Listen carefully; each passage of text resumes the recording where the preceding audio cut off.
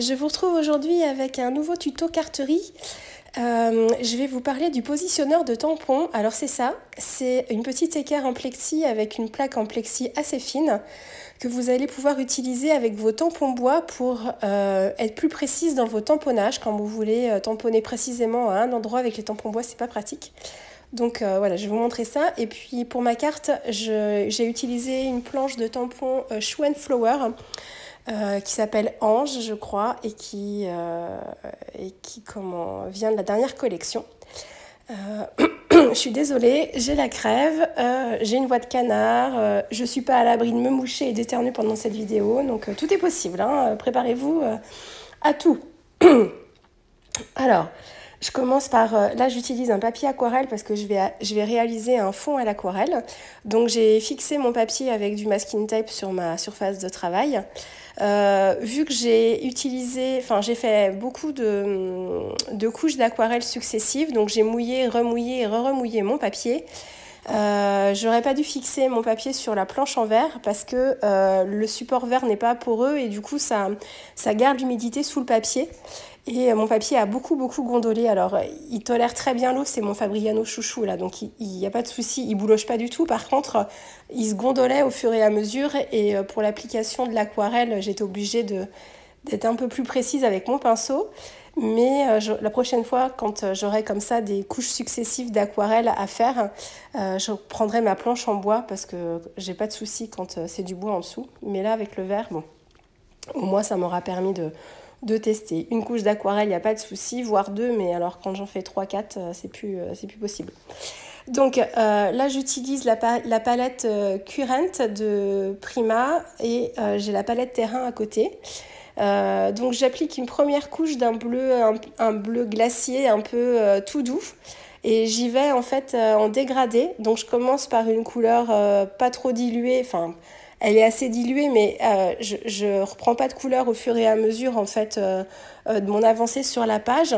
Je garde la même quantité d'aquarelle et je viens l'étirer jusqu'en bas de ma feuille pour provoquer le côté dégradé. Et ensuite, j'essuie bien mon pinceau, vous voyez, je le rince un peu, je l'essuie bien et je viens retirer l'excédent d'eau et l'excédent de couleur. Et là, en partant du bas et en remontant vers le haut pour justement travailler ce dégradé et que mes changements de teinte se fassent bien sans trop de démarcation. Et je vais répéter l'opération comme ça plusieurs fois. Donc entre chaque couche, je sèche bien mon papier, je réhumidifie bien et ensuite, je viens appliquer une couleur un tout petit peu plus foncée. Et je vais y aller comme ça progressivement. Ça va me créer un fond assez dense, enfin assez foncé vers le haut et en allant vraiment vers du plus clair en descendant vers le bas. Donc en termes de mélange, j'ai utilisé, alors je ne les connais pas par cœur ces couleurs-là, mais pour mes couleurs foncées, là mon papier commençait à gondoler, vous voyez, ça fait des amas de couleurs à certains endroits. Si mon papier avait vraiment été bien plat, j'aurais pas eu ce problème. Donc là, je suis obligée avec vous voyez, mon geste est différent parce que j'appuie un peu plus fort avec mon pinceau aux endroits où c'est un peu incurvé pour je veux pas des taches en fait, je veux vraiment un fond assez unifié. Donc voilà, et en fait pour avoir une couleur un peu plus dense, j'ai mélangé ce que j'appelle moi le grit paint, là c'est tout en bas sur la dernière ligne, le bleu du milieu. C'est un gris bleuté avec le rouge de la palette Terrain pour l'assombrir un petit peu. Donc là, j'ai zoomé un peu fort, vous n'allez plus voir mes palettes, mais je voulais vraiment vous montrer la colorisation de ce petit ange. Donc voilà, après vous me direz si... Parce que comme le motif est tout petit, si j'avais dézoomé pour vous montrer les palettes, vous auriez peut-être moins vu la colorisation de l'ange. Alors je sais pas ce que vous préférez voir, vous allez me dire les deux, mon capitaine. Oui, mais c'est vrai que c'est pas toujours évident. Là en termes de couleurs, je vais vous les expliquer, mais il n'y a pas trop de subtilité. J'ai réutilisé en fait le bleu qui m'a servi pour mon fond. Et en fait, j'ai rajouté la palette Shimmering Lights de Prima aussi, qui a des couleurs, que des couleurs en fait irisées. Et dans cette palette, il y a un godet de nacre. Et donc, j'ai mélangé mon bleu avec la nacre pour avoir un côté scintillant. Voilà, après, c'est un motif tout petit. Alors, bon, les nuances, il faut vraiment que votre pinceau soit assez fin pour être assez précis. Donc, j'utilise une base assez claire au début et puis ensuite, je viens foncer. Vous voyez, là, j'ai foncé au bas du pouf et puis sur l'assise. Bon, je sais pas si l'assise, quand on regarde comme ça, enfin, si j'avais un pouf devant moi avec une lumière, est-ce que l'assise est plus foncée? Je suis pas certaine du coup. Parce que quand je regarde mon motif, je trouve pas ça forcément naturel. Mais bon, ça me gêne pas, hein, mais j'aurais peut-être dû faire plus clair. Enfin bref, franchement, le motif est tout petit. Pour le visage, j'ai utilisé la palette Complexion, qui est une palette, entre autres, spécialement faite pour les nuances de peau. Alors, l'une d'entre vous m'avait dit que complexion, ça voulait dire ça. Ça voulait dire la peau, enfin, vraiment la teinte de la peau. Donc, j'avais appris quelque chose. Donc, celle-ci, elle est vraiment top pour ça, hein. Donc, du coup, dans la palette, j'ai utilisé un peu de rose et un peu de pêche, que j'ai vraiment dilué énormément pour avoir quelque chose de vraiment tout doux. Et je reviens travailler l'ovale du visage après, vous allez voir. Et pour faire la robe, ou je sais pas, pour un ange on dit quoi, une aube, je sais pas. Je voulais travailler, je voulais la faire blanche, mais je voulais quand même apporter des nuances. Donc toujours avec la palette Complexion, il y a un godet de noir que je suis venue, mais vraiment beaucoup dilué, et j'ai ajouté de la nacre, beaucoup de nacre, pour avoir un gris tout doux. Et donc j'ai fait une première couche d'eau claire, et ensuite je suis venue appliquer en fait mon mélange de noir très dilué avec la nacre, vraiment en bas de la robe, au niveau de l'assise aussi. Voilà, là encore, je suis pas experte pour les ombres, hein, donc je me dis que tant que j'en mets un peu, même si elles sont pas forcément au bon endroit, ça m'apporte quand même du contraste et des détails en fait dans mon motif. Donc vous prenez pas trop la tête avec les ombres, hein. Tant qu'il y en a un peu et que c'est pas un motif tout lisse avec une seule et même couleur, ça va, hein, ça fait de l'effet aussi. Pour les cheveux, j'ai voulu faire des cheveux d'or. Donc dans la palette Complexion aussi, il y a un godet de doré. Donc je l'ai utilisé au début très dilué pour faire une première couche. Et ensuite, je suis venue prendre avec la pointe de mon pinceau directement dans le godet pour travailler mes ombres à la pointe des cheveux et sur la tête. Et puis là, alors là, mon retour écran est petit, je vous le dis souvent, mais je ne sais pas si vous voyez vous, mais sur l'ovale du visage, je suis venue retravailler avec le rose en fait, et je suis venue l'étirer tout le long. Ensuite, là c'est un petit, un pinceau à réservoir. Vous savez, je vous en parle de temps en temps, c'est l'Aqua Shimmer. Alors moi j'avais la version dorée, là c'est la version argent. Enfin, les paillettes sont vraiment toutes fines, hein, et c'est argent, mais c'est plus nacre en fait. Ça fait pas vraiment, ça fait pas gris, hein, quand vous le mettez. Donc voilà, j'ai mis ça sur les ailes. J'aurais pu mettre la nacre aussi de la palette Shimmering Lights, mais la nacre, elle a du blanc dedans. Alors que les Aqua Shimmer, c'est de l'eau. Donc ça ne vous apporte pas de couleur, alors que dans les aquarelles, vous avez la couleur quand même de l'aquarelle. Donc voilà. Bon, après, la nacre, ça aurait été sympa aussi, hein. Alors là, je vais travailler mon fond de carte. Donc je reprends dans la planche de tampon Ange de Shoe & Flower. Il y a cette petite maison. À moins que ce soit une crèche, je sais pas, vous y verrez ce que vous voudrez. Moi, ça me fait penser aussi un peu à une crèche, mais bon. Et je l'ai donc tamponné avec la Versamark. Ensuite, j'ai appliqué ma poudre blanche, la poudre à embosser blanche. Et voilà, je viens chauffer pour faire fondre la poudre. Et ensuite, je vais venir détourer ma maison là avec mon cutter de précision. Donc bon, là, pas trop de difficulté, hein, sont que des lignes, donc c'est assez simple. Avec le cutter de précision, ce qui est plus délicat, ce sont les courbes. Mais bon, là, franchement, fastoche. Ensuite, je veux placer du calque sous ma maison pour apporter un peu de douceur. Et en fait, je viens tamponner mon tampon bois. Donc là, pas besoin du positionneur de tampon parce que je veux pas spécialement un détail de ce tampon-là. Et peu importe où je le tamponne, je veux vraiment l'effet vertical en fait du tampon avec cette succession de phrases. Donc je tamponne à la Versamark ma poudre blanche encore et je chauffe. Oui, je prends ma pince parce que ça me brûle. Et voilà. Et là, je viens positionner ma maison de façon à ce que voilà, le texte en dessous ce soit bien réparti, qu'on distingue quand même un petit peu les phrases. Je mets mon double face tout autour de ma forme. Et voilà, donc je place mon calque derrière. Ensuite, je voulais vous montrer le côté irisé, mais vous voyez rien. Enfin, j'ai pas l'impression. On distingue un peu les paillettes, mais c'est vraiment tout doux. C'est super dur aux lumières artificielles de vous montrer ce côté scintillant parce que ça scintille beaucoup. Enfin, c'est des paillettes. La nacre là, c'est vraiment subtil, hein, donc ça fait pas des grosses paillettes, mais à la lumière artificielle, on se rend pas du tout compte. Donc voilà, j'ai détouré mon petit ange et voilà le positionnement de tampon. Donc là, je reviens en vitesse réelle pour avoir le temps de vous expliquer. Donc voilà, c'est une équerre de plexi avec une plaque fine de plexi. On va coincer la plaque de plexi dans le coin de l'équerre. Et ensuite, on va venir... Moi, je veux récupérer juste cette petite phrase. Ça c'est la douceur de l'instant, je crois.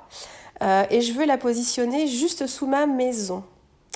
Donc, pour être précise dans mon tamponnage, je ne peux pas avec le tampon bois, c'est pas possible, parce que je ne vois pas vraiment où je tamponne. Donc, là, j'applique. Alors, j'ai un gros pad de Versafine, j'ai plus de petit, enfin, mon petit est assez usé, et du coup, l'ancrage n'est pas forcément net. Donc, je viens ancrer, si possible, avec l'arête de mon encreur, juste ma phrase. Bon, si ça déborde, c'est pas grave, j'ai mis du masking tape après. Je coince mon tampon dans le coin de l'équerre et je tamponne sur la plaque de plexi qui est elle aussi dans le coin de l'équerre. Vous voyez, mon équerre était bien placé, c'est juste quand j'ai retiré le tampon, elle s'est déplacée. Mais... Donc voilà, donc ça imprime ma phrase là sur la plaque de plexi. Et ensuite, grâce à la plaque de plexi, je vais pouvoir la positionner, voilà, juste à l'endroit où je veux tamponner. Donc là, j'essaye de voir à peu près comment je vais faire. Donc je la veux à peu près ici. Donc, une fois que j'ai fait ça, je vais reprendre mon tampon.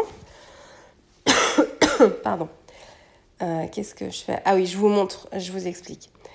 Pour être plus à l'aise, je suis dans ce sens-là, je suis dans le sens horizontal. Mais voilà, donc je place ma plaque de plexi de façon à ce que mon motif soit bien positionné. Je colle mon équerre dans le coin, voilà. Et ensuite, je vais venir, donc je vais ancrer à nouveau mon tampon bois et je vais venir tamponner en retirant la plaque de plexi. Vous allez voir ça. Qu'est-ce que je cherche?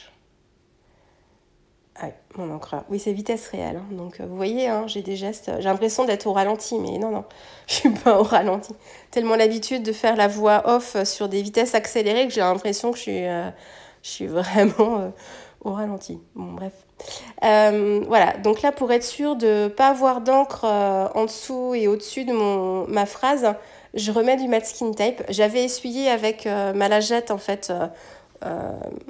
J'avais un petit peu d'encre sur le haut du tampon que j'ai essuyé, mais pour être bien sûre de ne pas salir ma carte avec un tamponnage malheureux, je suis venue mettre du masking tape. Là, je souffle, je souffle dessus, enfin je fais des voilà, je sais pas comment ça s'appelle ce bruitage, pour réhumidifier mon encre. Bon, avec la Versafine, il n'y a pas trop de... Enfin, ça met du temps à sécher sur le tampon, mais...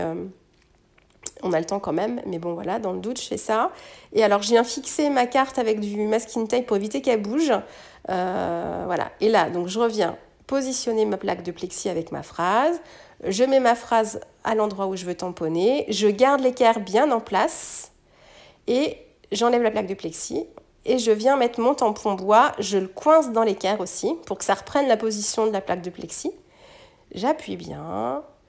Ensuite, je peux enlever l'équerre sans problème. Et vous allez voir, normalement, hop, voilà. Et donc, ça m'a permis de pouvoir tamponner juste une phrase de ce tampon qui est en plein milieu et de la mettre exactement où je veux. Donc là, c'est pareil quand vous avez des tampons bois avec des lignes où vous voulez que ce soit vraiment bien parallèle ou bien droit. C'est très pratique aussi le positionneur pour ça, ou quand vous avez mais quelquefois ça arrive, sur le dessus de votre tampon, en fait le motif de votre tampon, il n'est pas forcément collé bien droit sur le support du tampon. Moi, ça m'est déjà arrivé, ça, d'avoir un tampon rectiligne et en fait, j'ai l'impression du tampon dessus qui est pas forcément bien, qui correspond pas en fait au tampon qui est en dessous. Et du coup, c'est le positionnement du tampon qui me sauve parce qu'à chaque fois, j'étais de travers alors que j'avais l'impression d'être droite. Donc voilà, donc c'est bien utile. Là, je fais un petit encadré de petits branchages. Donc c'est toujours un tampon de Shoe and Flower, de la même planche. Et je suis venue, donc j'ai utilisé un cache pour me créer vraiment un ensemble de branchages là. Et c'est une petite branche avec des petites boules. Donc je viens faire quelques boules en blanc. Pardon pour ma voix, oh là là. J'ai utilisé un petit crayon gel blanc pour faire quelques boules blanches. Et là, je voulais faire un peu comme un ciel étoilé. Donc là, je suis venue reprendre mon aqua shimmer en argent, là. Et je suis venue faire des petites gouttes. Voilà, je voulais pas recharger avec des gouttes de gesso blanc parce que comme j'ai déjà mes petites boules qui sont blanches, on aurait pu voir la différence entre mes étoiles blanches de mon gesso et mes petites boules blanches. Donc c'est pour ça que j'ai préféré utiliser quelque chose de plus doux pour faire mes petites taches. Voilà, j'ai collé l'ange avec de la mousse 3D. J'ai décollé un petit peu l'aile à droite. Je ne l'ai pas collé, donc je l'ai mis un petit peu en mouvement. Et puis voilà, j'ai enlevé mes bords blancs parce que je fais des fonds de carte 10 par 10 et du coup ma carte était un peu grande. Voilà. Et à refaire, je pense que j'aurais utilisé un format de carte un peu plus grand, style 10-15, pour avoir un peu plus d'espace au-dessus de ma maison et pour que mon effet de branchage soit plus sympa. Là, du coup, c'est un petit peu rikiki au-dessus. Mais bon, hein, voilà, ce sera comme ça pour celle-ci. Donc voilà, là, je vais vous la montrer d'un peu plus près. Enfin, je me lève et je veux vous la montrer, pareil, en vitesse réelle, un peu plus près pour vous montrer le côté irisé. Alors, je dis des étoiles ou de la neige qui tombe, hein, peu importe ce que... Là, c'est pareil, vous y verrez ce que vous voudrez. Et puis, pour que vous vous rendiez compte du scintillement de l'ange, mais autant l'effet neige, vous le voyez, mais l'ange, vous ne voyez pas grand-chose. Et pourtant, ça brille un peu. Voilà, bah écoutez, c'est tout pour cette carte. J'espère que voilà, vous aurez un peu vu l'utilisation du positionneur de tampon. Je vous mets le lien vers la Fée du Scrap pour le positionneur et puis certains produits que j'ai utilisés si vous voulez, si ça vous intéresse. Voilà, et ben je vous dis à très vite avec une autre vidéo. J'espère avec une meilleure voix. Allez, au revoir.